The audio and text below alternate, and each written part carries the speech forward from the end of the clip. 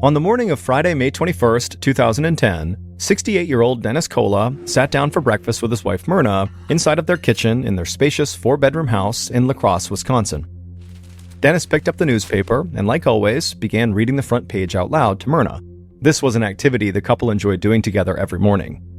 According to the story on the front page, the stock market was struggling and unemployment was on the rise.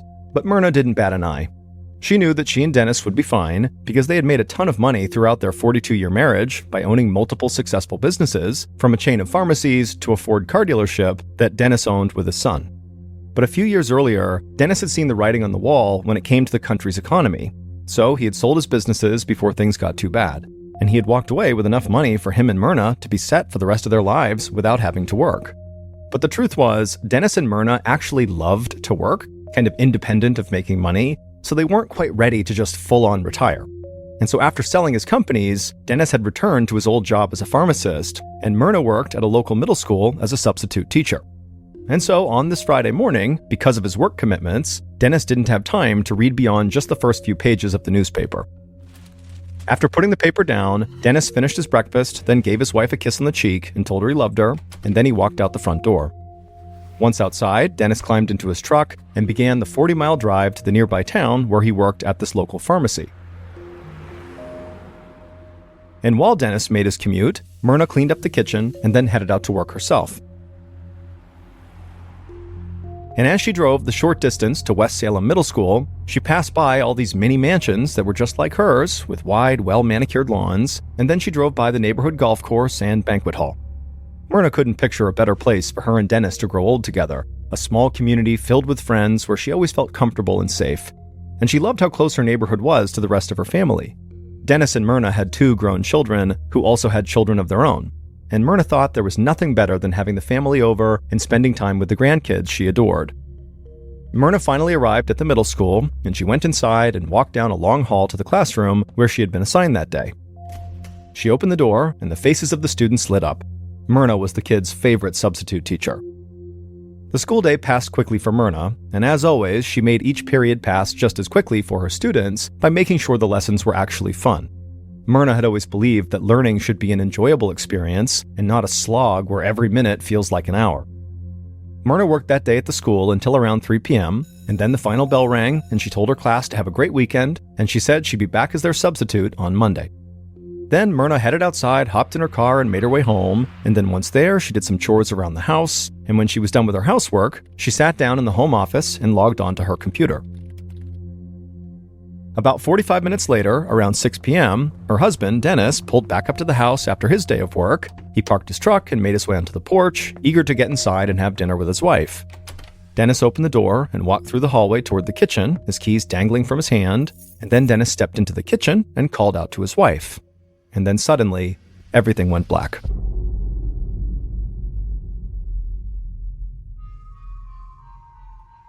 Three days later, on Monday at 7:50 a.m., the morning bell rang at West Salem Middle School, marking the beginning of the official day. Students all took their seats in all the classrooms, and the school kind of went quiet as the teachers began their lessons. That is, in every classroom but one. In that one classroom, the chair behind the teacher's desk remained empty, and so the students in that classroom just remained standing up and chatting with each other, aware of the fact that their teacher was not there, but not that worried because they liked having some extra time. However, these students' obvious restlessness caught the ear of an administrator who happened to be walking by the classroom. And the administrator stepped into the room and asked what was going on, and the students said their substitute teacher still hadn't shown up. Concerned, the administrator told the students to wait quietly, and then he returned to the front office to double-check the schedule.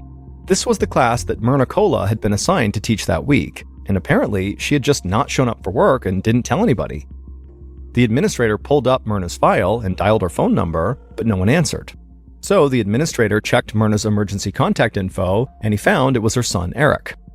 Eric Kola was home with his wife when he got the phone call from the administrator. Eric told the administrator that he had no idea why his mom wouldn't show up for work, but he told him he'd try to get in touch with her and report back as soon as he could. Eric hung up and dialed his mom's cell phone, but it just rang and rang until it went to voicemail. So Eric called his father, who at this point in the morning would have been in his truck on his way to work, and so in theory would have been ready to receive a phone call, but he too did not answer his phone. After both parents didn't pick up, Eric turned to his wife, looking concerned, and said something wasn't right, that this was totally out of character for his parents to just go completely incommunicado. And so Eric called his sister, Cindy, and asked her if she had had any contact with their parents, but Cindy said that she hadn't talked to them since before the weekend. After Eric ended this call, he told his wife that he was just going to go to his parents' house to see what the heck was going on. And about 10 minutes later, Eric slowed his truck to a stop in front of the house, and he saw his dad's truck was out front. Eric parked, walked up the driveway to the side of the house, and he looked into his parents' 3-car garage. And he could see his mother's car, a Mountaineer, was also parked inside, so his parents had to be home. Eric opened the garage with the opener his parents had given him, he walked past his mother's SUV, and then he opened the unlocked door to the house and stepped inside. And as he walked towards the kitchen, he saw his father. Dennis was lying there, motionless on the kitchen floor. Eric ran to his father, and he saw there was a pool of blood all around him. Eric got down on the floor and grabbed his dad's leg, desperately trying to shake him awake. But not only was Dennis unresponsive, his body was totally stiff. And so in a panic, Eric grabbed his phone and dialed 911, and when the operator answered, he told them as best as he could what he had seen, and the operator, who was very calm, asked Eric if anyone else was in the house. And so Eric, who didn't know, began walking down the hall, and when he looked into the office, he cried out. There was his mother, slumped over the desk at the computer. Her skin had turned purple. The operator calmly asked Eric if his mother was still breathing, and Eric replied that no, she wasn't, that both of his parents had to be dead.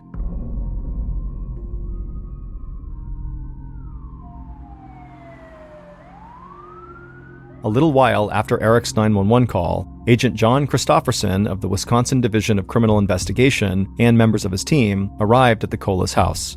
Christopherson saw 2 deputies from the La Crosse County Sheriff's Department talking to Eric in the front yard. And he saw several of the Colas neighbors standing on their porches, looking completely stunned by all the police activity. I mean, this stuff didn't happen in this neighborhood. Christopherson knew major crime was rare in this community, and a double homicide was basically unheard of. That was a big reason Christopherson and the state police had been brought in to lead this investigation. Agent Christopherson got out of his car, walked across the yard, and introduced himself to the deputies and to Eric. And he let them both know that he'd be back soon to ask some questions. Then he led members of his team into the Colas house. The smell of decomposing bodies hit them immediately, and the smell instantly told them that the victims must have been dead for quite a while. Christopherson walked to the kitchen, and he saw Dennis lying face down on the floor. Dennis was surrounded by a pool of coagulated blood, and he had a hole in the right side of his head. Dennis was still wearing his jacket, and his car keys were clutched tightly in his hand. So Christopherson figured that Dennis must have been shot shortly after he walked through the front door of his house. After looking around the kitchen, Christopherson walked down the hall to the office, where he knew the second victim had been found. He saw Myrna's body hunched over the desk. She had an obvious bullet wound in the back of her head, and her left arm was resting on the computer keyboard, as if she had been typing when someone walked up behind her and shot her. Christopherson turned around and glanced back at the office door. He wondered if the killer had stood there and watched this woman at her computer before shooting her. There was something cold-blooded about the idea, like a predator observing its prey before moving in for the kill. While Christopherson searched the office, a member of the investigative team walked inside and told Christopherson that he needed to see something upstairs. So Christopherson followed the officer up a carpeted staircase, down a hallway, and into Myrna and Dennis's bedroom. It appeared like the room had been ransacked. All of the dresser drawers had been pulled open, but as Christopherson walked across the room to the dresser, he felt like there was something unusual about the bedroom scene. Their dresser drawers had all been pulled out and left open in a way that a robber wouldn't have actually been able to see what was in each drawer, and it didn't look like anyone had actually dug through the drawers or taken anything. So Christopherson wondered if maybe the killer had tried to stage the room to look like a robbery, even though that's not what it was. Christopherson continued to walk around the room, and he quickly found pieces of Myrna's very expensive jewelry just sitting out, untouched, so that only added to his suspicion that the apparent ransacking in the bedroom really had been staged.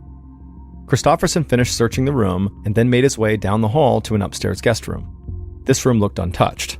But then, when he opened the door to a walk-in closet inside of this room, something immediately caught the agent's eye. It was a .22 caliber rifle propped up against the wall. Christopherson looked up, and he saw, on a shelf right above the rifle, was an opened box of ammunition. He kneeled down to look closer at the rifle, and he noticed there was an indentation in the carpet nearby that was about the same size and shape as the butt of the gun. It looked like the indentation was where the rifle had been resting, but then just recently, someone must have moved that rifle, and when they returned it, they didn't put it back exactly where they'd found it, in the indentation. Christofferson had a member of his team bag the rifle and the box of ammunition and booked them into evidence. Then, Christofferson headed downstairs and outside and joined the deputies who were talking to Eric. After telling Eric how sorry he was for his loss, Christofferson said, "Look, I have to ask you right now about what you know, because this is a murder investigation and this needs to move quickly." And so he asked Eric when was the last time he saw his parents alive. Eric said it had been Thursday night, so 4 nights earlier. He had stopped by the house to help his mother do laundry and to help his father replace some boards out on the deck. And before Eric left, Eric told Christofferson that his father had said to him, "I love you, son." And Eric had said back, "Yeah, I love you too, Dad." He said that was the last time they actually spoke. Eric did tell Christofferson that weekend he had tried calling his parents to invite them to a cookout, but they didn't pick up, so he left a voicemail, and his parents didn't call him back, but he didn't think it was that big of a deal because he knew his parents had plans with friends that weekend. After hearing this, Christofferson asked Eric if he knew of anyone who might have access to his parents' residence. Eric said he couldn't think of anyone specifically, but he did say his parents often kept their doors unlocked. This didn't really surprise Christofferson because that's how safe this community was. But now he wondered if maybe someone had exploited that sense of security and just slipped inside the house through an unlocked door. As Eric continued to speak with Christofferson and the other police officers, Eric's sister, Cindy Cowell, arrived at the property. And as she walked across the yard towards them, Christofferson could tell she'd been crying. After Cindy walked over to them, she gave her brother a hug, and the two of them did their best to comfort each other and also to provide any additional information that might help. But neither of them could think of anyone who might have had a motive to kill their parents. And so this double murder was turning into a total mystery.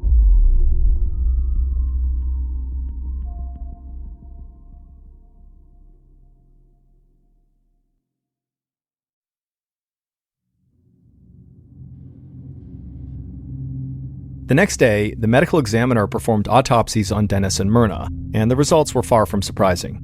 Each had been shot in the head. But there was an important detail. The bullet that had struck them in the head was a .22 caliber bullet. And this was an important detail for Christofferson because it was the same caliber bullet used in the rifle he'd found in the upstairs bedroom closet. And that rifle had clearly been recently moved because of that indentation he saw in the carpet. And Christofferson thought that if that rifle was the murder weapon, then the killer had to have known Dennis and Myrna well enough to know where they kept that gun. Christofferson wanted to develop a timeline of the Cola's last day. However, the autopsies did not pinpoint the exact times of their deaths, so he still wasn't even sure what day they had died. But one thing he did know was that Myrna had clearly been using her computer when she was killed, so his team sent Myrna's computer to a forensic data lab where the hard drive could be analyzed for timestamps. And this data revealed that Myrna had begun using her computer at exactly 5:14 p.m. on Friday, May 21st, and her very last keystroke was made at 5:41 p.m. that same evening. And so Christofferson believed that 5:41 p.m. on May 21st was the exact time of Myrna's death. Then Christofferson, using this information, figured out when Dennis had left work on that day and how long generally it would take Dennis to drive back home. And based on this, Christofferson concluded that Dennis most likely got home around 6 p.m. So he estimated that Dennis's time of death was about 20 minutes after his wife's death. So at this point, Christofferson knew that the Colas had very likely been killed in the early evening of May 21st, 3 days before they were actually discovered. And also, based on the timeline, whoever had shot Myrna had very likely waited inside of the house to then kill Dennis when he walked inside. Christofferson knew that Dennis and Myrna were well off financially, and they had multiple investments and life insurance policies with very big payouts, so money had to be considered as a potential motive. And investigators soon learned that the beneficiaries of Dennis and Myrna's life insurance policies were their kids, Eric and Cindy, and they stood to inherit over $700,000 each. And so obviously when you include the fact that Eric was the one who found the bodies, this made the kids highly suspicious. And so Christofferson decided he would speak to them both, but he would start with Eric. And so the day after the discovery of the bodies, Eric arrived at the police station and he sat down across from Christofferson inside of a small interview room. And Eric appeared to be very grief-stricken, but at the same time, Christofferson could tell Eric was eager to help. He spoke in a cooperative tone and never came across as defensive. And so the first question Christofferson asked Eric was, how was his relationship with his parents? Eric said he had always gotten along with both of his parents. He said his father was a great business partner because they worked at that car dealership together, and also they played golf together all the time.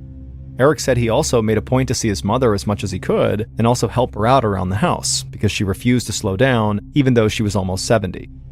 After that, Kristofferson asked Eric to walk him through what he did all day on Friday, May 21st, which is again the day that Kristofferson believed the 2 victims were killed. Eric said that day he spent the morning and afternoon doing what he normally did, day trading. Day trading is a form of securities trading where the trader buys stocks and other assets and then sells them the same day, taking advantage of price fluctuations that occur between the opening and closing of the trading day. And Eric would say he was actually a pretty successful day trader, often pulling in between $7,000 and $10,000 a month. The only downside being that it required him to sit at home on his computer for hours and hours on end. After he finally got up from his computer, he left his house to meet up with his friend to help grout and tile a shower. He said he was with that friend until about 5:30 p.m., and then he went to pick up his wife at home because they were going out to celebrate their 16th wedding anniversary. Now, to this point in the interview, it was very cut and dry. Eric is doing his best to be composed, but at this point, Eric just suddenly shook his head and began laughing. Kristofferson was very surprised at this and asked, did I miss something funny? Eric stopped laughing and said, it's not really funny, but I had known about this day, our anniversary, for a long time. We had planned it all out. But as I was going back home that day, I actually realized I totally forgot to buy an actual anniversary gift. And so Eric would explain that he stopped at a retail store called Shopko to buy his wife a hanging plant because he knew his wife loved hanging plants, and he also knew the exact type to get her. And so Eric said he went inside the shop and he browsed the store's garden center for a while, but he didn't actually see the plant that his wife liked. So he drove to a different Shopko location, and he did find the right hanging plant there. And he paid for it, and then drove home, and then he and his wife had gone out for their celebration. And then right after he said that, Eric looked like he had just remembered something out of the blue. And he pulled his wallet out, and he took out a receipt for this plant, and he slid it across the table to Kristofferson, saying that he had held on to this receipt in case his wife didn't like the plant, and so she could return it. Kristofferson looked at the receipt, and it did confirm that Eric had bought this plant at 6:15 p.m. at the Shopko. After that, Kristofferson asked Eric to wait in the interview room while he reached out to Eric's friend to confirm that they really had met up on that Friday to grout and tile the bathroom. And so Kristofferson got the friend's number, stepped into the hall, and gave him a call, and the friend confirmed that Eric had left his house around 5:30 that evening. And so at this point, Kristofferson concluded that based on Eric's timeline, he didn't really have enough time to have also driven to his parents' house to kill them, between leaving his friend's house and then getting that plant at Shopko. So Kristofferson did not think Eric was as likely of a suspect as he originally seemed. So Kristofferson walked back into the interview room and asked Eric if he could think of anyone at all, who may have had a reason to harm his parents.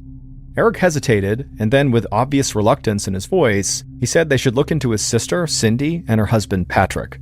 When asked to explain why, Eric said that Cindy had been having some very serious financial problems. She was living paycheck to paycheck, earning close to minimum wage, working for a collections agency. Meanwhile, her husband, Patrick, didn't work at all. They had a mortgage and other expenses, and Cindy had been borrowing money from their parents to help make ends meet. In fact, she actually owed her parents tens of thousands of dollars. And then also, Eric said that his sister's husband, Patrick, was just generally kind of a bad guy. And also, Eric knew his parents did not like Patrick at all and often referred to him as a, quote, lazy bum. But Eric said he wasn't sure if his parents even knew just how bad things really were between Cindy and her husband, Patrick. Eric said Patrick had a violent temper and had once pulled a gun on Cindy after she threatened to leave him. Patrick allegedly told Cindy that the only way she'd be leaving him was in a body bag. Kristofferson was shocked at this information. If this was true, this was a huge red flag. The idea that Patrick had literally pulled a gun out and actually threatened to kill someone certainly made him a pretty big suspect. But Kristofferson kind of tempered his reaction to this and just thanked Eric for coming in and speaking to him. And then after Eric was gone, Kristofferson immediately reached out to Cindy to set up a meeting.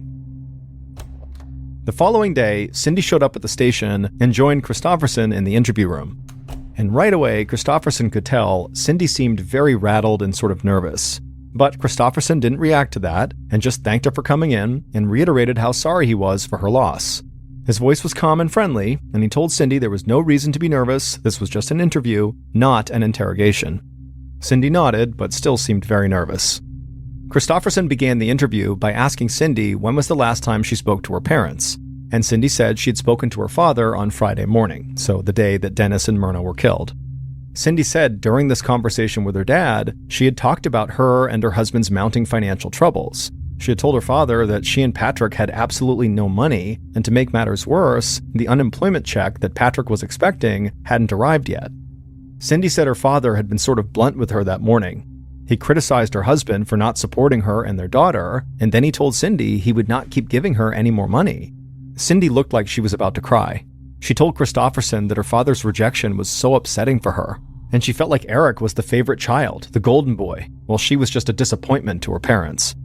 After that, Christofferson asked her what she had done the rest of that day after she had spoken to her father.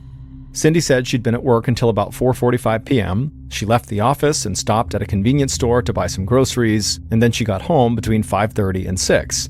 And once she was home, she spent the rest of the evening with her daughter and husband. Christofferson took down Cindy's work information and said that was all he needed from her for now, and that he would follow up if necessary.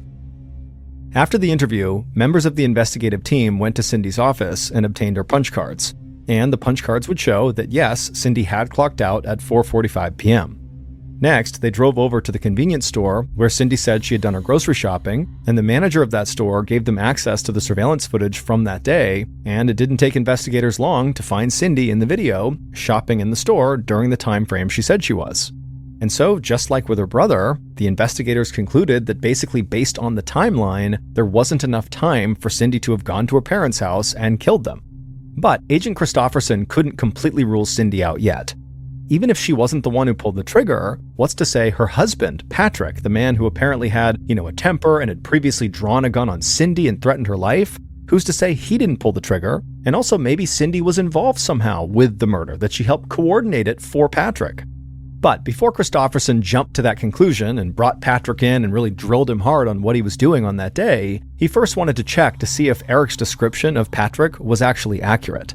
And what Christofferson learned was Patrick had apparently cheated on Cindy at some point, he abused drugs, and he had difficulty holding down jobs. And because he was currently unemployed, he had a lot of free time and not a lot of money.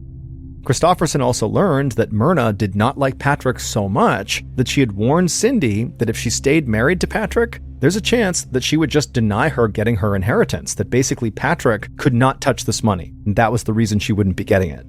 And Patrick was definitely aware of this, and also he was aware that Cindy's parents were apparently about to cut them both off financially. And so it did seem like Patrick had more motive to want Dennis and Myrna dead than anybody else.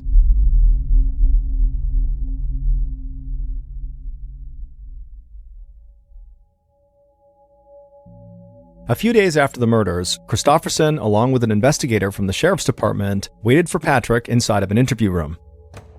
Eventually, another officer led Patrick into the room, and Patrick sat down on the other side of the table.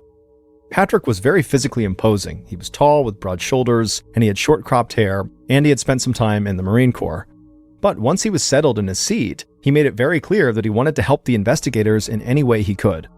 And the investigators actually couldn't help but look at each other really quickly, like they couldn't believe how soft-spoken Patrick seemed. I mean, this guy had this horrible reputation, and right now, he seemed like he was just very cooperative.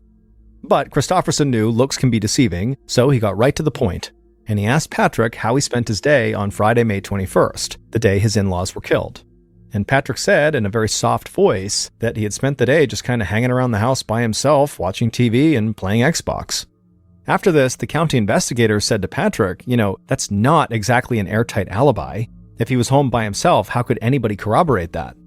Patrick said he understood, but he really was telling the truth. That's what he did on Friday. And then he also said he always had a great relationship with Dennis and Myrna, and he would never do anything to hurt them or to cause his wife any pain. At this point, Christofferson was nearly certain that Patrick was just lying, because basically everyone they had spoken to had said that the in-laws did not get along with Patrick. They called him the lazy bum, and they totally resented him and did not like him. So how could he possibly have a good relationship with them? And so Christofferson didn't waste any time. He leaned in and told Patrick that police had heard his relationship with the victims had been strained, to say the least, and so it seemed very likely that right now, Patrick was lying. Christofferson also pointed out Patrick's weak alibi and the fact that as a former Marine, he would know how to use a gun. Patrick didn't deny any of this and said he did own several firearms, but he said again that he really had been at home playing video games that past Friday, and he really didn't have anything to do with the murders. Christofferson told Patrick that they might have a better idea if he really was telling the truth if he allowed them to search his house. Patrick looked at both investigators, and his voice stayed calm and soft like it had the whole time, and he said yes, he would consent to a search of his home because he had nothing to hide. So not long after this interview, investigators did search Patrick and Cindy's house, and they would find multiple firearms which were confiscated. They also seized Patrick's Xbox and brought it into the crime lab for analysis.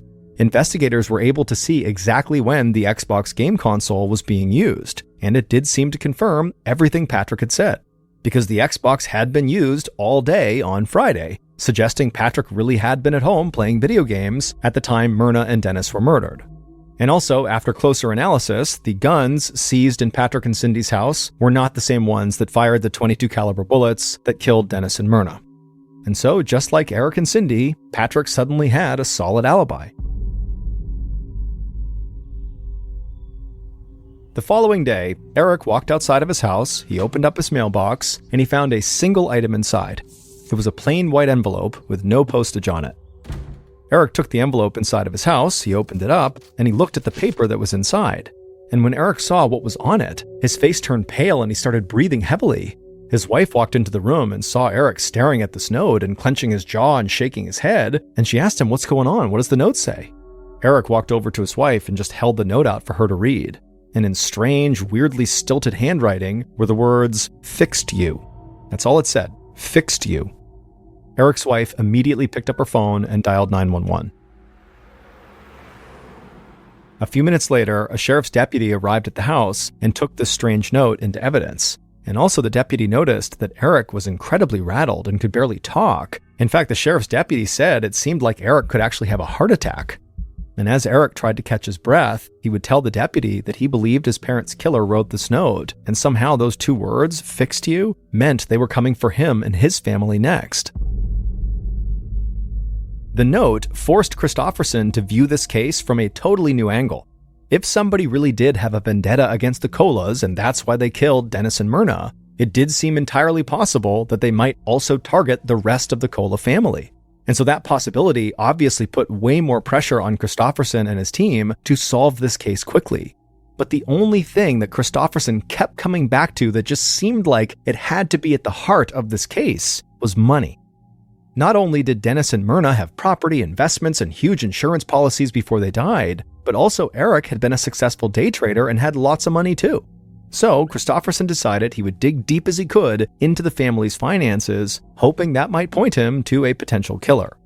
And so back at the station, Christofferson and a forensic accountant dug through stacks of Dennis and Myrna's printed bank statements, and also they reviewed the couple's most recent online banking transactions. And as they looked at that recent online activity, something absolutely shocked them.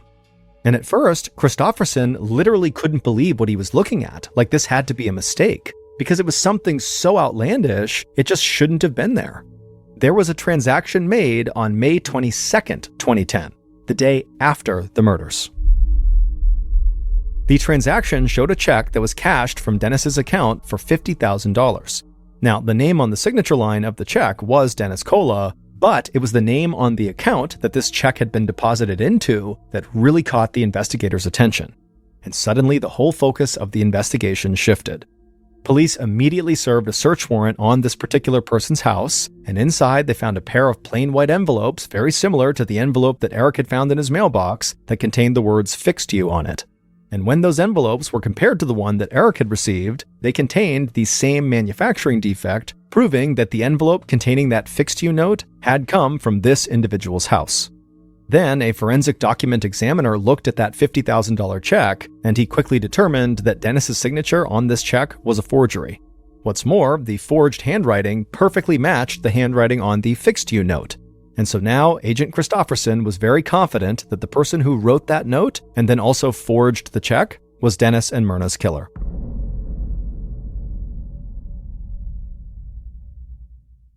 Based on financial records, evidence from the crime scene, and interviews conducted throughout the investigation, here is what police believe happened to Dennis and Myrna Cola on May 21st, 2010.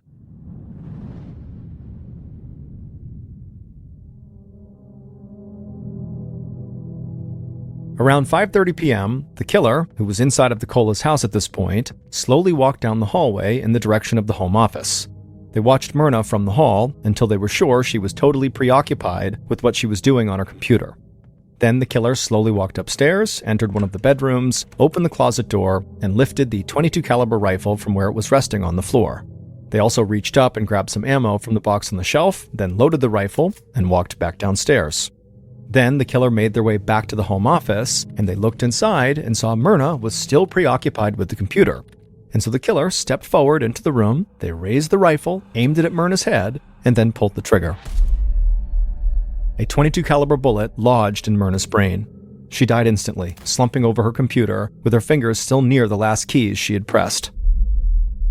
Confident that Myrna was dead, the killer crossed the room and closed the blinds. Then they walked back into the hallway, went down to the kitchen, and sat down at the table, and began to wait. About 20 minutes later, the killer heard Dennis's truck pull up outside. The killer heard the sound of the truck door opening and closing, and then the sounds of footsteps getting louder as Dennis approached the front of the house. At this point, the killer slowly got up and moved towards the back of the kitchen and put their back against the wall, sort of out of view, and continued to wait. A moment later, the killer heard Dennis's footsteps now inside of the house, his keys jangling in his hand. Then the killer saw Dennis walk into the kitchen, and immediately they raised their rifle, aimed it at Dennis's head, and fired. Dennis was dead before he even hit the ground.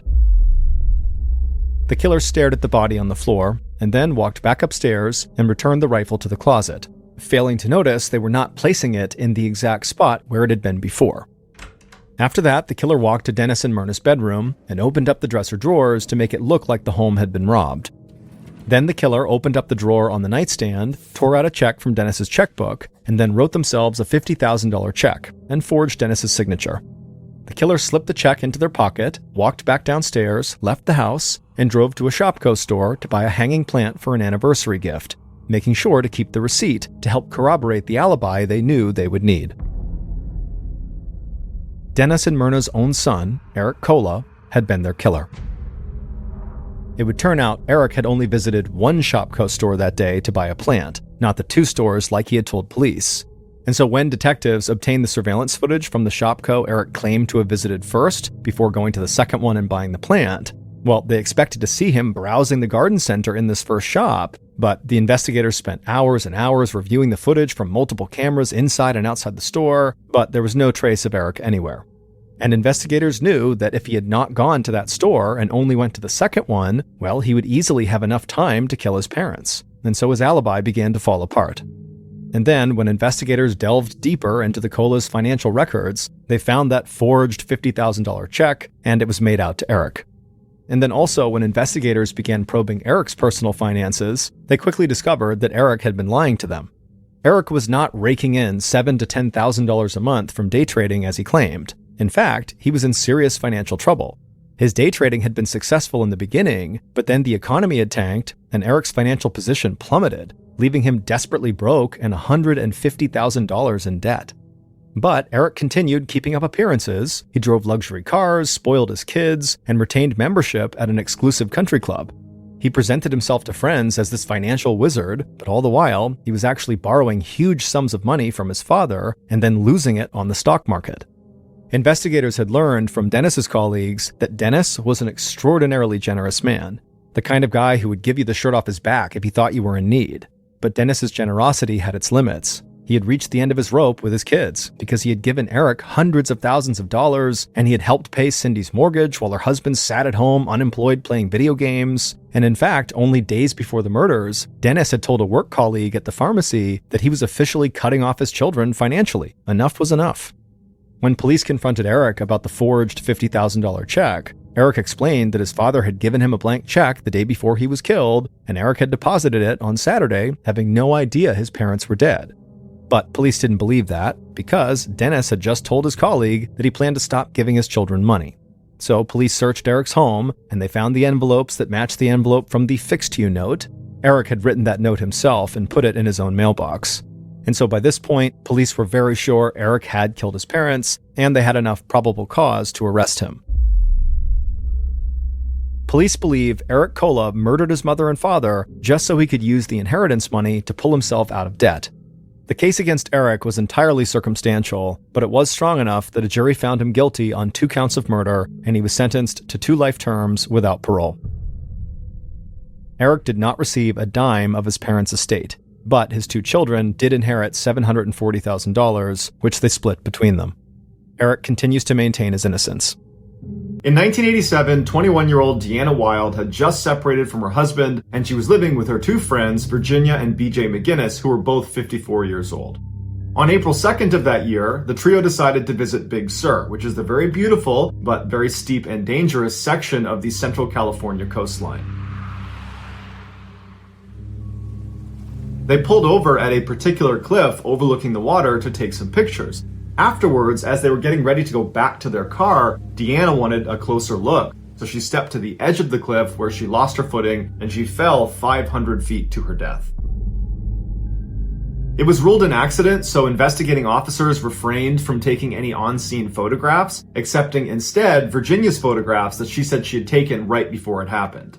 Deanna's mother was unable to afford a funeral for her daughter, and so the only person she could think to ask to help her was a lawyer that went to the same church as her. His name was Steve Keeney, and Steve said, "Yeah, of course, I'll try to make some phone calls for you and see what I can do." And in doing so, he wound up learning about the case, about what happened to Deanna, and he discovered that her 2 friends, Virginia and BJ, had actually taken a life insurance policy out on Deanna the day before she fell off the cliff. And so Steve began digging into the backgrounds of Virginia and BJ, and he discovered that Virginia had a history of being around a high number of accidental deaths and suspicious fires, and that she had cashed in a whole bunch of life insurance policies. So all of a sudden, Deanna's death did not look accidental. Steve would become obsessed with the idea that the McGinnises were behind Deanna's death, but unfortunately, there was virtually no evidence to support that because when she died, the investigating officers ruled it an accident. So there was no crime scene, there was no evidence collected, the autopsy was very cursory, and so Steve would spend 5 years building a case against Virginia and BJ, but at the end of those 5 years, it was a rock-solid case and Virginia and BJ were arrested. During their trial, the real story of what happened to Deanna finally emerged. On that April day in 1987, the trio went to Big Sur and they had lunch together, they had a picnic, and while they were eating, BJ slipped some of his prescription antidepressants into Deanna's drink, and so after lunch, the drugs were in Deanna's system and she began to get very drowsy, to the point where Virginia and BJ had to literally hold her up. She was falling over, she was so tired. And so while Deanna's in the state, Virginia and BJ tell her, "Hey, let's go over to the cliffs and take some pictures." And so they walk over, Deanna's stumbling and BJ's holding her up, and they get to the edge of the cliff, and BJ turns around so the ocean's at his back, and he's propping up Deanna, and Virginia steps away and she takes their picture. And then right after that picture, BJ, while still holding Deanna, turned around to face the water and kind of carried Deanna right to the edge, and Virginia took one more picture of them facing the water. And then right after that picture was taken, BJ took Deanna and threw her off the cliff. But perhaps the most disturbing part of this case is that as soon as he threw her off, Deanna kind of came to and whipped herself around and managed to grab onto the cliff with her hands. And so she's literally dangling, holding onto this ledge like in the movies, begging to be pulled back up. And Virginia and BJ, instead of helping her back up, picked up rocks and bashed her hands until she fell off the cliff. Ultimately, it would be these last 2 pictures that Virginia took that got her and BJ convicted of killing Deanna. Because these pictures clearly showed Deanna was impaired compared to the earlier pictures on the camera roll. And the only reason these pictures existed is because Virginia wanted a trophy from the killing because she was actually an uncaught serial killer that went around killing people and cashing in their life insurance policies. One of her victims even included her own 3-year-old daughter. BJ would actually die during his trial. As for Virginia, she was found guilty and sent to jail for life.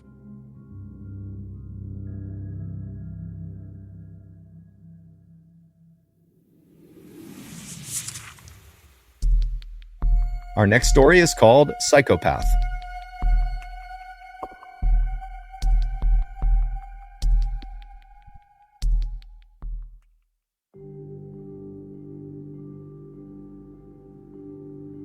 In 2008, 28-year-old Chris Smith was an up-and-coming star in the lead generation business.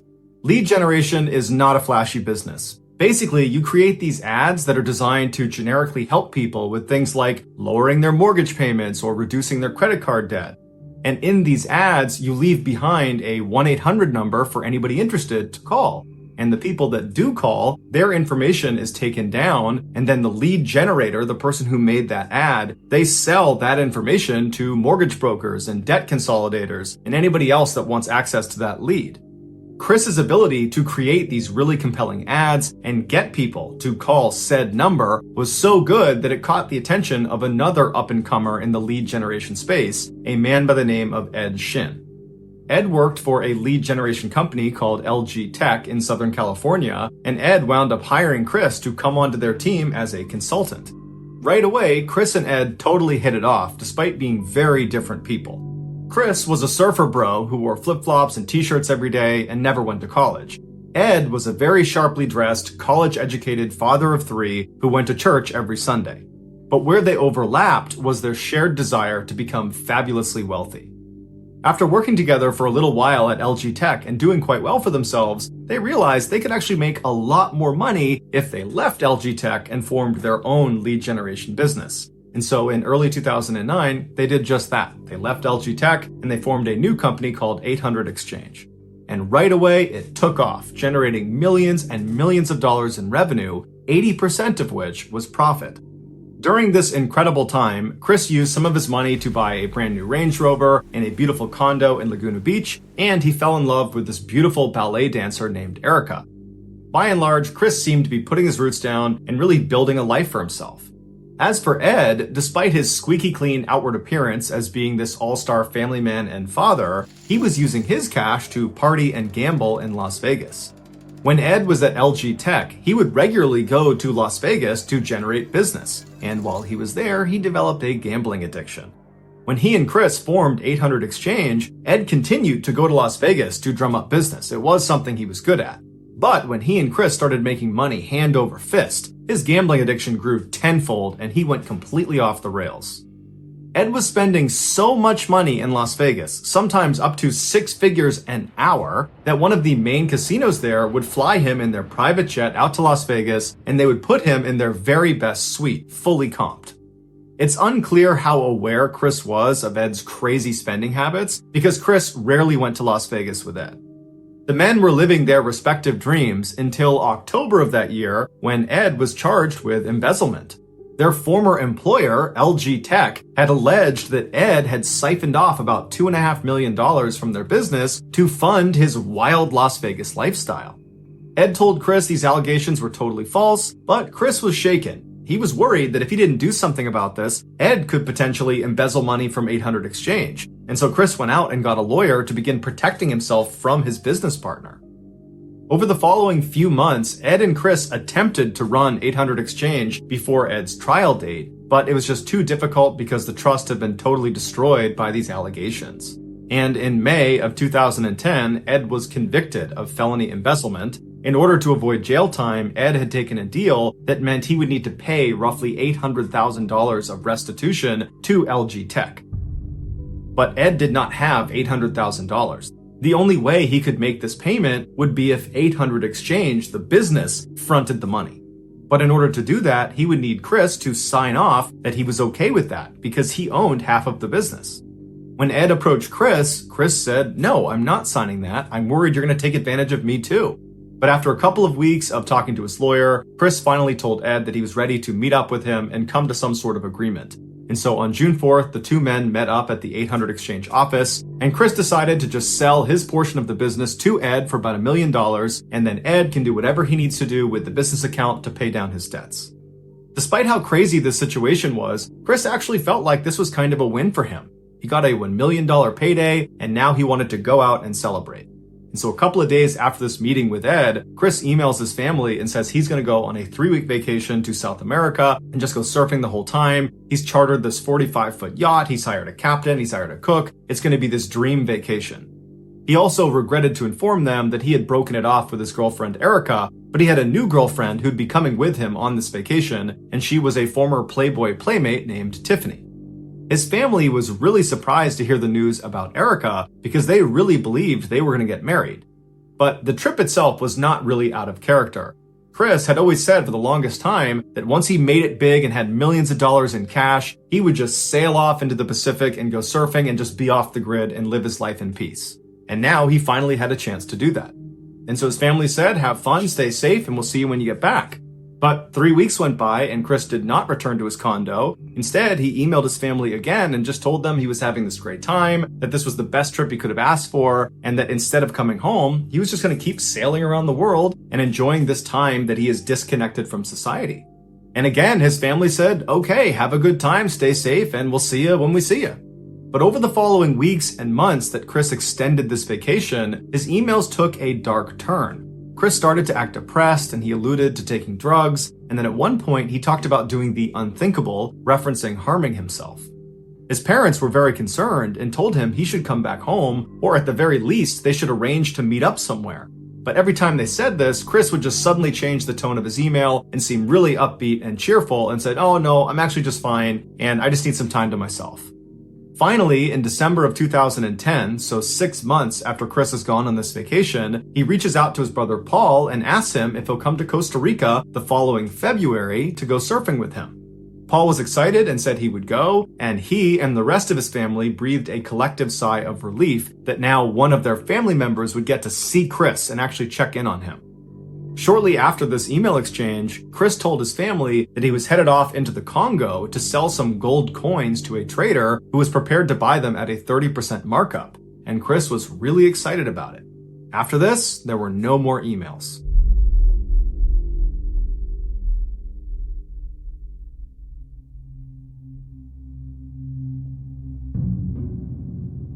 The family was concerned that this gold buyer potentially had kidnapped or hurt Chris, but Chris was going long periods of time between his emails to family, and so they figured, you know what, Paul's trip to Costa Rica where he's going to meet up with Chris is coming right up, so let's hold off doing anything drastic until then.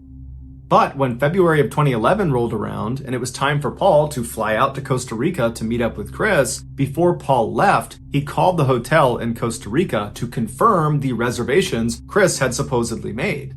And the hotel said, we've never heard of Chris Smith. There are no reservations under his name. And so Paul tried to contact Chris, but to no avail. And so Paul told his family about it, and they decided it was best for Paul not to go to Costa Rica because probably Chris wasn't there. And the family instead got in touch with the State Department and asked them if they could help them find their son, their brother. And right away, the State Department discovered Chris's passport had never left the United States. And his family said that was impossible because for the past year, Chris has been sailing around the world. But the State Department said, this is what we got. So Chris's dad, who used to be a cop, drove out to California to speak to Ed, who was the last person to see Chris before he left on this vacation. And Ed would say he has no idea where Chris is. However, he did say Chris had a fake passport, and that might be why his passport was not showing up as leaving the country. Chris's father didn't really know what to make of this information, and so he decided it would be best to just file a missing person report and put the investigation in the hands of the police. Shortly after the report was filed, the police brought Ed in for questioning, and Ed reiterated that he didn't know where Chris was and that he did have this fake passport, and he also said that they had not ended on good terms. They were kind of fighting and bickering at the end, and that's why he hadn't heard from Chris since he left. Ed was cooperative and didn't really have much to give police, and so the police let him go. While the police hit dead end after dead end in this missing person case, the property manager of the office building where the 800 Exchange business had been located was growing increasingly frustrated. Shortly after Chris had sold his portion of the business to Ed and then gone on this vacation, Ed had moved 800 Exchange from that office building to another, and Ed had not paid his final rent, which was $40,000. And this property manager had repeatedly tried to get in touch with Ed, but Ed was totally blowing him off. One day, the property manager was griping about Ed and his delinquent payment to another tenant in the office building, a guy by the name of Joe DeLue, who just happened to be a private investigator. And during this discussion, the manager was saying that not only had Ed not made this payment, but he had also been recently questioned by police about his missing business partner who was still missing. And so Joe is immediately intrigued by this, and he says to the manager, it sounds like Ed is a pretty shady guy. Would it be possible for me to just poke my head around their old space now that it's vacant? Because you never know, there could be something in there. And so the manager said that was fine. He opened the door to the old 800 Exchange space. Joe walked inside and immediately found blood spatter on the door frame of where Chris's office used to be. He also found blood spatter on the ceiling and on the walls. And so Joe called the police, who showed up and sprayed luminol all over Chris's office, and there was blood everywhere. It would turn out Chris didn't sell his portion of the business to Ed. On that day, June 4th, 2010, Chris did go into the office to try to reach some agreement with Ed, but when he walked in, Ed promptly killed him with a knife or some other blunt object. Then he, or someone he hired, dumped Chris's body somewhere. After that, Ed stole all of Chris's money to pay off the debt to LG Tech, as well as some other large debts in Las Vegas. And then after that, Ed hijacked Chris's email accounts and pretended to be Chris for almost an entire year. Chris never took a boating trip around the world. He never broke up with Erica and had this new girlfriend from Playboy. He just got killed inside of his office, and Ed created this ridiculous, elaborate lie that was designed to make his family believe that Chris had become unstable and that maybe he did end his own life, or maybe he did get kidnapped or killed in the Congo. Ed was just trying to create that seed of doubt that he had anything to do with it. But in 2018, it all came crashing down for Ed when a jury convicted him of killing Chris and sentenced him to life in prison without the possibility of parole. To this day, Ed maintains his innocence, and to this day, Ed still will not give up where Chris's body is.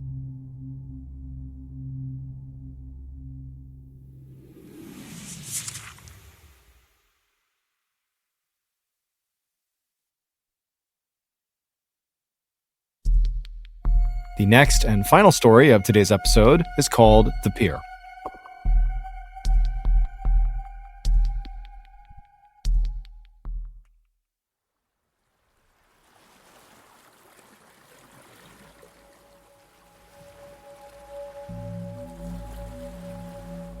At around 5:20 p.m. on August 31st, 2007, a young couple stepped onto the beautiful sand of Yelpo Beach, which is located at the very southern tip of South Korea.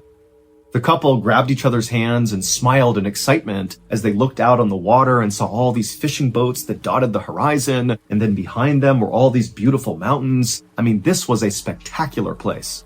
They couldn't believe that a place so gorgeous and so remote was located only a 1-hour train ride away from the busy city where they went to college. The couple's names were Kim and Chu.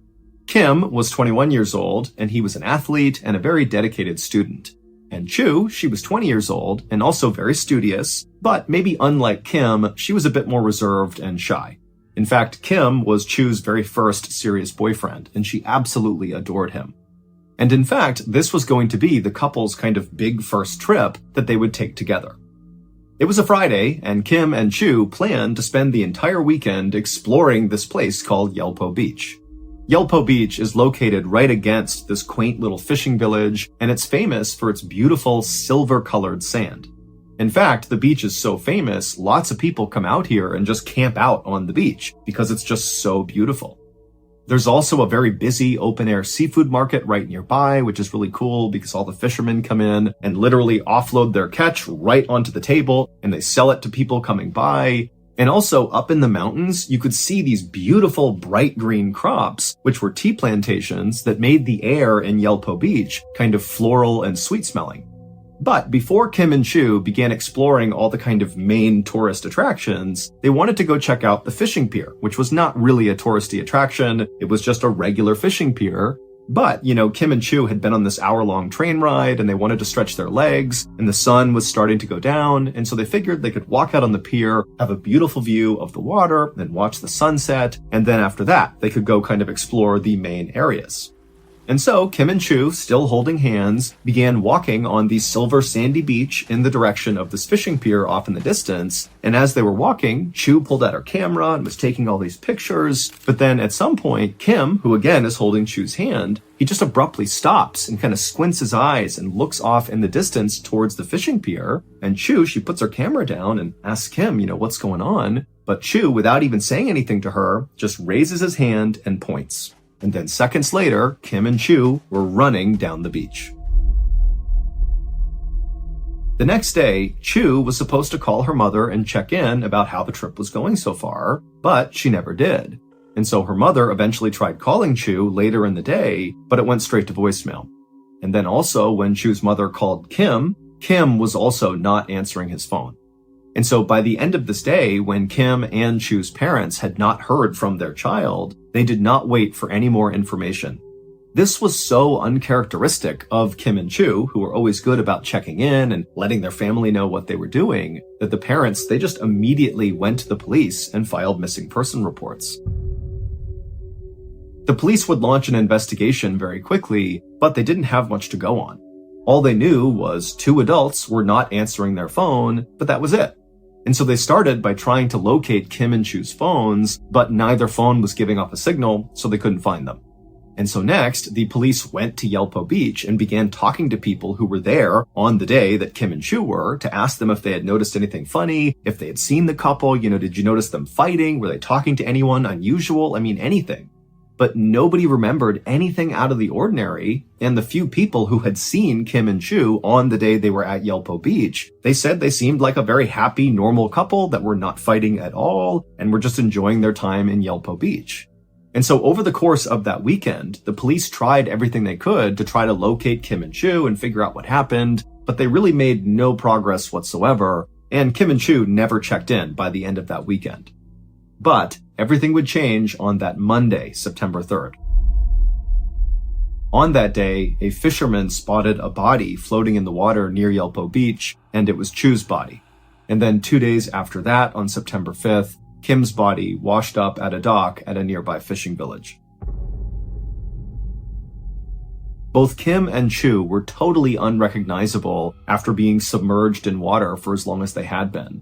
Autopsies would show that Kim and Chu also had lots of bone fractures, but it wasn't clear if they were beaten by someone or something and that's what caused the fractures, or if they were just a product of being in the water for so long and smashing into rocks and boats and that kind of thing.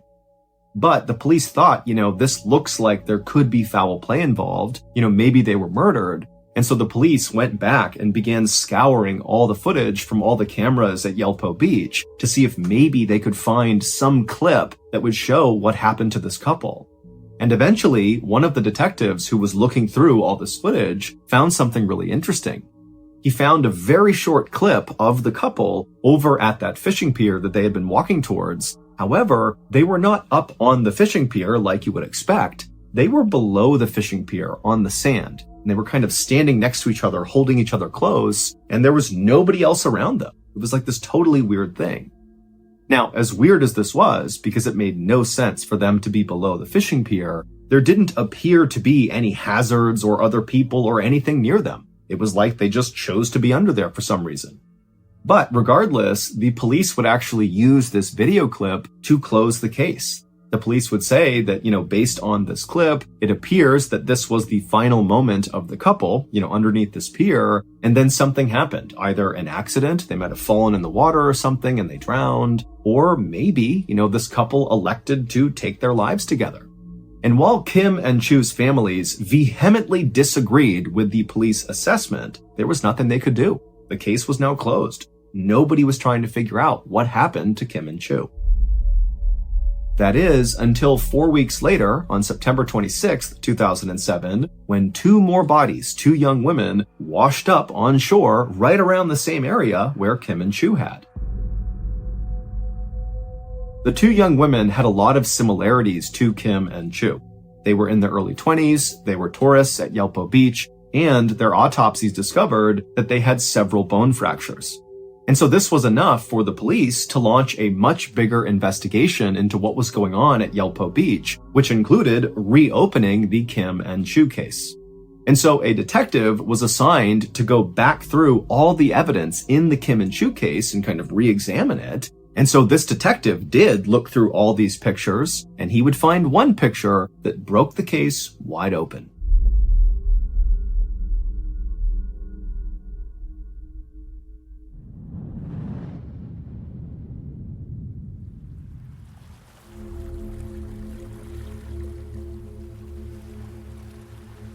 Back on the night that Kim and Chu were at Yelpo Beach and they began walking towards the fishing pier, Kim had abruptly stopped and raised his finger and pointed at something, and then seconds later, he and Chu were running in that direction. Well, what Kim had spotted was a fisherman who was standing below the fishing pier, and he was very obviously making his way over to his fishing boat to go back out on the water. And Kim just felt like it would be really cool to go ask that fisherman if they could join him and go out on the water with him on his fishing boat to get a view of Yelpo Beach that way. And Chu, when she heard this idea, thought it was a great idea, and the two of them ran to the pier to try to catch this fisherman before he took off. And so that was why there was footage of the couple standing underneath the fishing pier. They were actually talking to this fisherman who could not be seen in frame. The fisherman was a 70-year-old man named Woo Jun Gwen, and he made his living selling octopus. And at first, when Kim and Chu approached Woo and asked to go with him on his boat, he said, "No, I don't want you to come with me." But Kim and Chu seemed really desperate to go out with him, and finally he relented and said, "Okay, you can tag along." Woo was very thin and short, but he had been working on fishing boats since he was a child, and so despite his appearance of being this kind of small, frail guy, he was actually really physically strong. And despite Woo's kind of harmless-seeming exterior, inside, Woo was a very, very disturbed person. The reason Woo did not want to bring Kim and Chu with him out on this boat is he knew he would have an urge that he would not be able to control. But when they kept begging him over and over again to go with him, he finally just accepted that this was going to happen. He allowed them on his boat, he brought them out onto the water, and sure enough, he would act on those urges. Once Woo's boat was out on the water far away from the beach, he immediately pushed Kim overboard, and so Kim falls into the water, and then Woo grabbed this long metal grappling hook and began beating Kim in the water on his face, his arms, his hands, as Kim desperately tried to climb back in the boat. And eventually, Woo literally beat Kim to death. And at the same time, Chu is on this boat watching this happening. And so after her boyfriend has been beaten to death, Woo turns on Chu and does the same thing to her.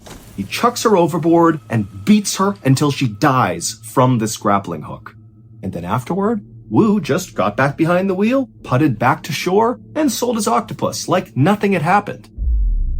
And Woo very likely would have gotten away with these first two murders, except 4 weeks later, it just so happened that two more tourists, those two young women, just happened to ask Woo the same question. "Can we go out with you on your boat?"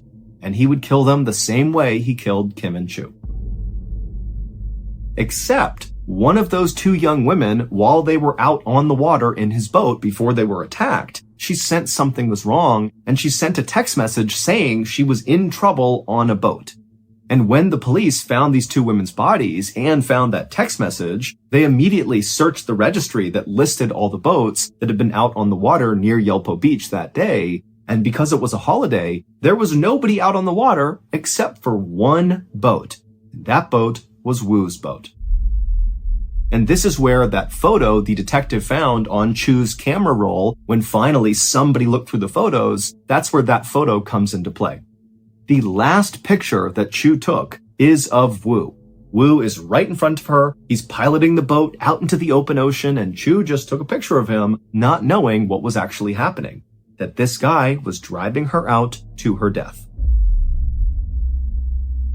Ultimately, Woo would be convicted of the murders, even though he didn't really offer up any clear explanation as to why he killed these people. He just kind of acted on these urges, so to speak, and he would be sentenced to death.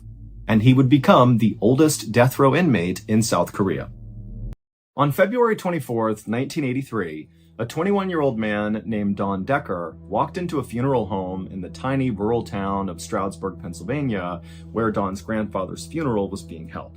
And as soon as Don walked inside, he saw his grandfather's casket open for viewing at the front of the room, and then he also saw lots of his family members and friends of his grandfather kind of kneeled around the casket and, sitting in the front seats of this funeral home, and everybody is quietly crying and kind of consoling each other. But Don, he walks in and he doesn't talk to anybody in his family, doesn't talk to any of the friends, he doesn't go up to his grandfather's casket. Instead, Don sat down in the very last row of seats, he folded his arms, and just scowled angrily as he looked around the room. Unlike everybody else inside of this funeral home, Don was not remotely sad. He was instead just totally angry. In fact, as he was sitting there, he was clenching his fists so hard out of fury that his fingernails were practically cutting into his skin. Don had come to this funeral home directly from the Monroe County Correctional Facility, where he was serving a 4 to 12-month sentence for receiving stolen property.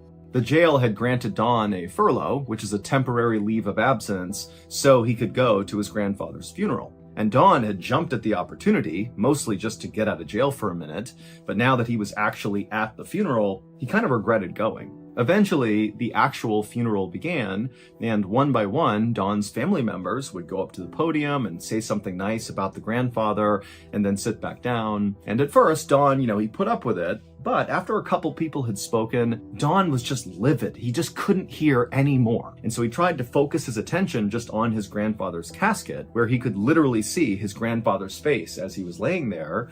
And as he was staring at his grandfather's face, suddenly Don saw something and he stood up really suddenly in his seat. And in fact, when he stood up, it immediately caught the attention of the speaker, which was Don's cousin, and the cousin just stopped and stared at Don. And at that point, the rest of the people in the funeral also turned around and looked at Don. And Don, he knew people were looking at him, but he didn't care anymore. He was now so focused on his grandfather because a second ago, he could have sworn he saw his grandfather's lips moving like he was still alive. But as Don continued to stare at his grandfather, expecting his lips to move again, they didn't. And so finally, Don didn't say a word to all these people who were still staring at him, and he just turned and stalked out of the funeral home. Once Don was outside, he thought for a second about heading to the home where he knew his whole family would be going after the funeral, but Don just could not face being around that crowd again, and so instead, he headed to his friend's home. It was this couple named Bob and Jeannie Kiefer, and the reason Don wanted to see them is he knew they were just kind of laid-back people who would not ask him a lot of questions, and they would just kind of let him have some peace and quiet. And really all Don wanted between now and 2 days from now, when he had to go back to jail when his furlough ended, was just to have some peace and quiet. And so Don made his way to their house, and when he got there, Bob and Jeannie were so excited to see him. They called him inside and said, hey, we're going to make dinner, go wash up and relax, and we'll eat together. Don didn't say much, but, he nodded a thank you, he went inside, and right away he went upstairs to the bathroom and splashed some cold water on his face because still, Don just could not shake that anger he was feeling when he was inside the funeral home. And for a second, the splashing of water on his face seemed to be working. He felt like his whole body was getting cooler. In fact, the whole bathroom seemed to have this coolness descend on it. But a weird thing started to happen.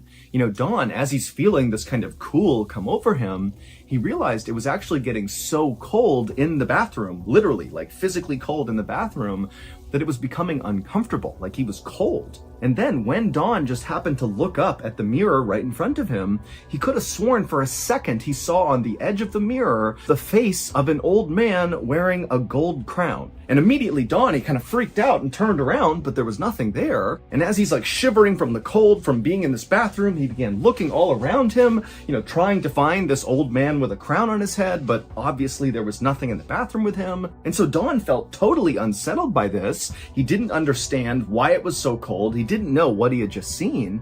And then Don happened to look down at his wrists, and he saw there were these deep scratches all over both of his wrists. And so kind of in a panic, Don just rolled his sleeves down to cover up whatever was on his wrists. He didn't want to think about it.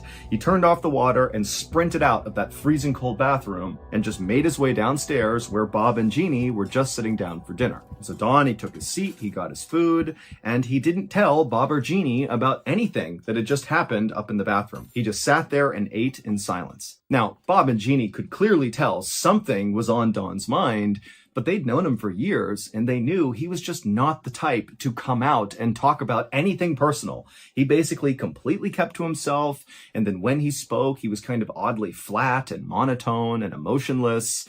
That was just who he was. But, he didn't cause any problems. He was a very nice guy. And so for this entire meal, Bob and Jeannie just kind of looked at Don, but didn't ask him any questions and just let him eat in peace. After the trio was done eating, Jeannie gathered up their dishes and headed to the kitchen to wash up, and Bob and Dawn headed to the living room where they sat down and Bob turned on the TV, and for a few minutes the two friends just watched TV. But at some point, Bob realized when he looked over at Dawn that Dawn was not really looking at the TV. He was actually looking down at the ground. It was like he was just sitting there motionless, just staring off into space. And Bob thought to himself, wow, Dawn must be catatonic with grief here from losing his grandfather. But Bob, he felt really bad for Dawn, but he had no idea what to say to him. He knew Dawn was not about to launch into some deep story about how he was feeling. And so Bob just sat there and said nothing, hoping that, just his physical presence next to Dawn was comforting in some way to Dawn during this really difficult time. And so a few minutes goes by and the two men are still silently sitting in their seats when Bob begins to hear what sounds like running water. And at first, he looked over at Dawn, thinking maybe Dawn had spilled a drink on the ground, but Dawn didn't have a drink. Dawn was still just sitting there catatonic, staring at the ground in front of him. And then, Bobby turned and looked towards the kitchen, thinking maybe Jeannie had spilled a drink, but she didn't appear to have done that. And then Bob felt a drop of water land on his head.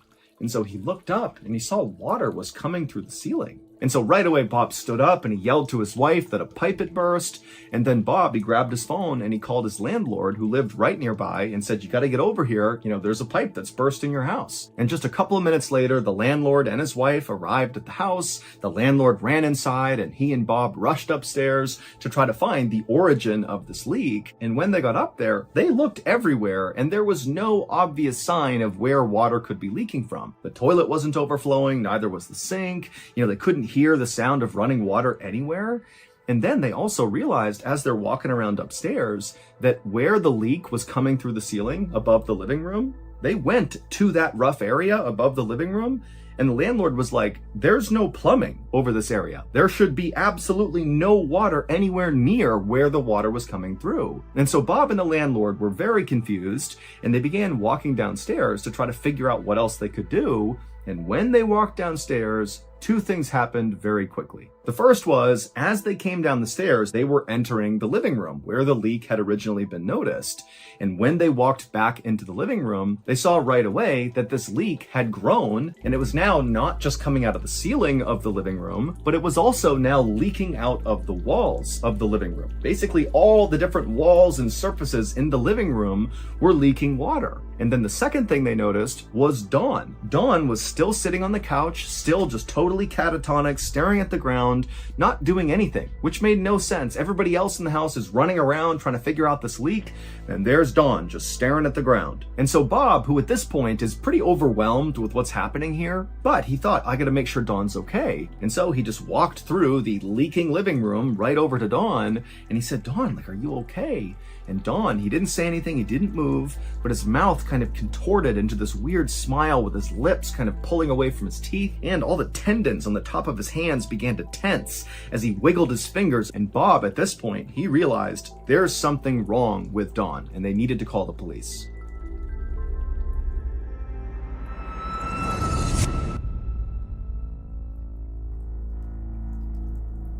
Two police officers named John Bojan and Richard Wolbert arrived at Bob and Jeannie's house. And so they came inside and Bob quickly tried to explain what was going on. But John and Richard, they walked inside and immediately saw, okay, something totally weird is happening here. Because they looked into the living room and they saw water coming down from the ceiling, coming out of the walls. It was even bubbling up all over the floor. And in the middle of all this chaos was one person, Dawn, who's just sitting there totally erect, not moving, wiggling his fingers with this weird expression on his face. And the police very quickly said to Bob that we don't know what this is. We don't even know how to help. So we're going to get our police chief. And as soon as those officers left, it was like Bob, Jeannie, the landlord's wife, they were now scared to be in this house. Before, it was just baffling. But now with Dawn sitting there tapping his fingers with that weird grimace on his face and water coming out of everywhere for no reason, it was like terrifying. And so the four of them just kind of huddled in the dining room staring at Dawn and the living room until finally the two officers came back with their police chief. But once the chief came inside, things did not get any better because the chief walked inside and he saw how totally weird this was. But his reaction was, this is not a police problem. You clearly have some sort of totally weird plumbing issue that seems very extensive, and your friend, he seems okay, he's just acting really weird. And so the chief told his two officers, John and Richard, to not talk about what they saw in this house and just leave, don't report it, get out of here, we're done with this. And just like that, John, Richard, the police chief, they said, okay guys, your problem, and they left. And then Bob and Jeannie's landlord was like, okay, we're gonna get a plumber over here right away, and you can deal with this. And then they left. And so Bob and Jeannie at this point are totally unsettled, and they just stood in the dining room staring over at the living room where Don was just sitting there tapping his fingers, water's leaking all around him. And then finally a plumber came to the house and they searched the whole house and they could not find anywhere where there was a leak. It literally didn't make sense that the living room was still leaking water. And so Bob, he contacted his landlord and said, what do you want me to do? And the landlord said, you know what? I don't know. We'll send out more plumbers tomorrow. We'll figure it out. And so Bob and Jeannie, they just put out as many towels and blankets as they could all over the living room, doing their best to kind of sop up the water. The whole time they're glancing over at Don, who's still not moving, tapping his fingers, sitting on the couch. And then finally, after Bob and Jeannie had exhausted their towel and blanket supply trying to sop up all this water, they're like, what can we even do? It's still leaking. We can't stop it. We don't know what's going on with Don. And so the couple just sat in the dining room staring into the living room, basically at Don, just kind of waiting for him to maybe break out of his trance. And eventually Don would, break out of his trance, kind of. Instead of, suddenly standing up and talking to Bob and Jeannie, he just eventually kind of dozed off, still in the upright sitting position. And so at this point, Bob walked over to Don just to check on him and make sure he was breathing and that he was okay. And so he checked and, he was, Don was okay. But Bob noticed that on Don's neck were all these dark red scratches and marks, like someone had been strangling him. And then also on the inside of Don's collar was a little bit of blood. And so Bob, he calls over Jeannie and he's like, what do you make of this? And she's like, I don't know. This whole thing, I don't know what's going on here. And so the couple decided they would just go to bed. Don seems like he's okay. He's sleeping on the couch. We can't fix the water, so that's all we can do. And so the couple, they went upstairs, they went to bed, and the next morning when they came back down, the living room was still leaking, and Don was wide awake again, back in that sitting position, tapping his fingers with this bizarre grimace on his face. And all day that day, and all day the next day, that's where Don would stay, in that position, only stopping to fall asleep, still in that position. And over those 2 days, all these plumbers and different people came over the house, and nobody could figure out where this leak was coming from. And so the water just continued to pool inside of the living room. And then finally, on February 26th, so 2 days after Don had arrived at Bob and Jeannie's house, Don suddenly stood up. He didn't say a word to Bob or Jeannie. He just walked out of the house. And as soon as he did, all the water that was leaking out of the ceiling and the walls stopped. Don would go back to prison, and when he walked into his cell, his cellmate took one look at Don, and apparently the look on Don's face was so unsettling that the cellmate immediately called over one of the guards and said, you gotta get me out of the cell. I can't be in here with this guy. And so this cellmate and the guard, they both turned and looked at Don, and Don, he was at the back of the cell and he was facing both of them. And when they looked at Don, that totally weird grimace came across his face, the same one he had on as he sat in Bob and Jeannie's house for those 2 days. It was the same expression, and with that expression on his face, in this totally creepy kind of hollow voice, he says to the two men, I can make it rain. Now, the cellmate was terrified of Don and was practically screaming for the guard to let him leave the cell, but the guard, who was definitely unsettled by Don and his behavior, he was less scared and more just kind of intrigued with what Don had just said, and he said, okay, hey Don, if you can make it rain, then why don't you make it rain in the warden's office? And after the guard said this, Don's expression, that kind of creepy, weird smile he had, it grew larger and larger until he had this totally bizarre smile on his face, exposing all of his teeth. At this point, the guard now felt totally terrified of Don and understood why the cellmate was so scared of him. And kind of instinctively, the guard just turned and ran into the warden's office to tell the warden what was going on with this guy. But when he got into the warden's office, he looked at the warden, Dave Keenhold was his name, and he was sitting at his desk doing some paperwork, and Dave looked up at the guard, and the guard realized on Dave's chest, his shirt, there was this wet spot that was growing slowly all over his chest. And it was almost like the warden didn't realize it was happening. And so Dave looks up at the guard and he's like, what's going on? And the guard, he just points at Dave's chest and says, look. And so the guard told the warden about what he had just witnessed in the jail cell and how he had kind of jokingly told Dawn to make it rain in the warden's office. And now there's this wet patch on your shirt. What's going on here? And the warden, he looked down and he was just as caught off guard by this wet spot on his shirt. And so he leapt up and he and the guard ran back to Dawn's jail cell. And when they got there, they couldn't believe what they saw. Water was pouring out of the ceiling. It was coming out of the ground. Even the bars were leaking water. And there was Dawn in the back of the cell, standing there with that terrible smile on his face, and his fingers were contorting. All the tendons were all tight in his hand, and his cellmate was practically crying, huddled in the corner. And so right away, Warden Keenhold moved the cellmate out of that cell, put him in another cell, and then shut the cell where Dawn was. And then the warden called a plumber to come out here and stop this leak from wherever it was coming from. But the plumber came to the jail, and no matter where he looked, he could not find anything that would cause this leak inside of this jail cell. It just didn't make sense. And in fact, the plumber was so scared of Dawn, who the whole time this inspection is happening, he's standing in the back, wiggling his fingers with this bizarre look on his face. The plumber was so scared of Dawn that after he told the warden that he couldn't find a leak, he just left without even being paid. He just had to get away from Dawn. Now, Warden Keenhold had no idea what was happening with Dawn, but he could tell it was well beyond his own expertise, and frankly, he had no idea who he should call about what was going on. And so he just called the jail's minister and asked him to come over and see what was going on. But when the Reverend got there and saw Dawn and saw all the water in the cell, he too had no idea what to do. But when the Reverend walked up to the bars to get a closer look at Dawn began to move in the cell as well towards the Reverend. And Dawn, he would stop about halfway through the cell, and when he did, the Reverend stopped as well. And they were kind of looking at each other, and then Dawn, he raised up his right arm into the air.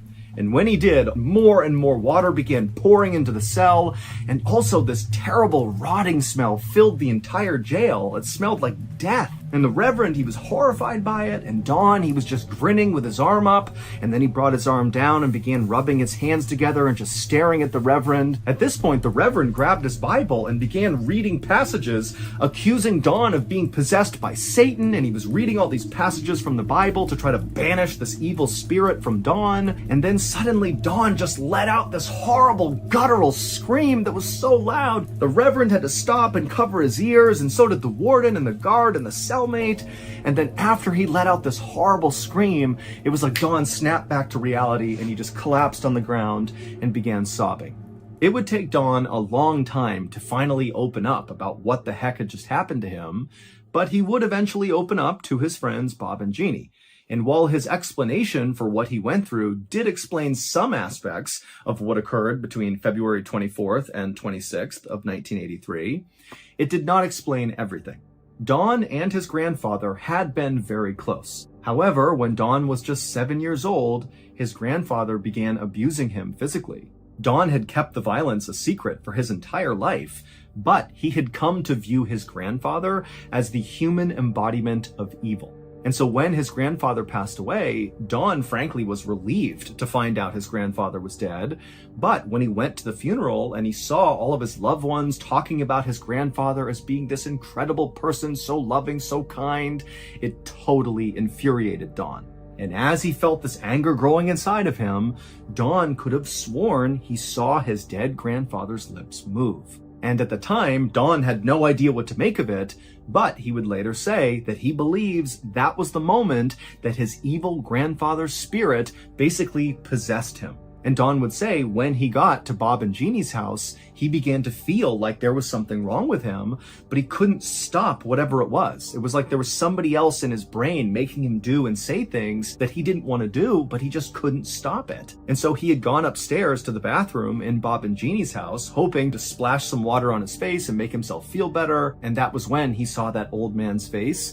Well, that face was his grandfather's face. He was wearing that crown. And Dawn would say he thinks the reason he was wearing a crown is because it signified he had all the power over Dawn. And then also Don had those scratches on his wrists, which he thought was his grandfather as well. He went downstairs and tried to tell himself that everything was okay. But after Don sat down on the couch, he said he couldn't move anymore. It was like his grandfather had totally took over, and he locked him on the couch with that bizarre contorted expression, and he kept moving Don's hands around. And then obviously the water began leaking in the room for no reason, which Don says was entirely his grandfather. He was just trying to scare all of Don's friends and Don himself. It was his way of tormenting Don a little bit more. And then again at the jail, when the same scene kind of unfolded, Don believed it was his evil grandfather inflicting just a little bit more pain and torment. For almost a decade after this happened, everybody involved in this didn't really talk about it publicly,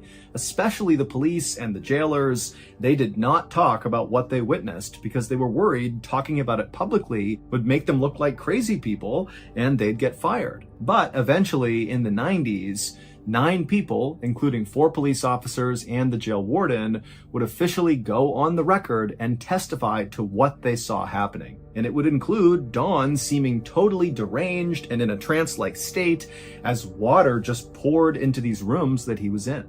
To this day, we do not have an explanation for what happened to Don. The only explanation that seems to make sense is that Don really was possessed by his evil grandfather. Also, it should be noted that Don never made it rain again. The only times that happened were in Bob and Jeannie's house and in that jail cell from February 24th to February 26th, 1983. After that, Don lived a totally normal life.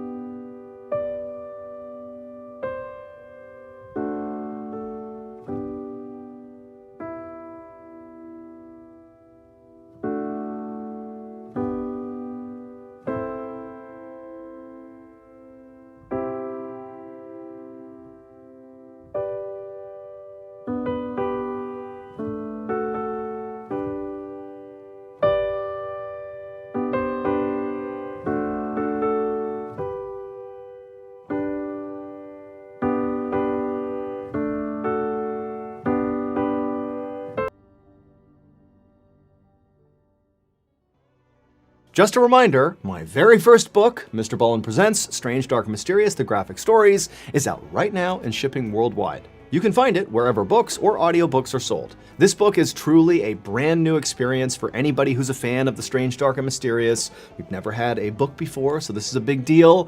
It's a collection of 9 stories. Some are new, some are old, but they're all awesome.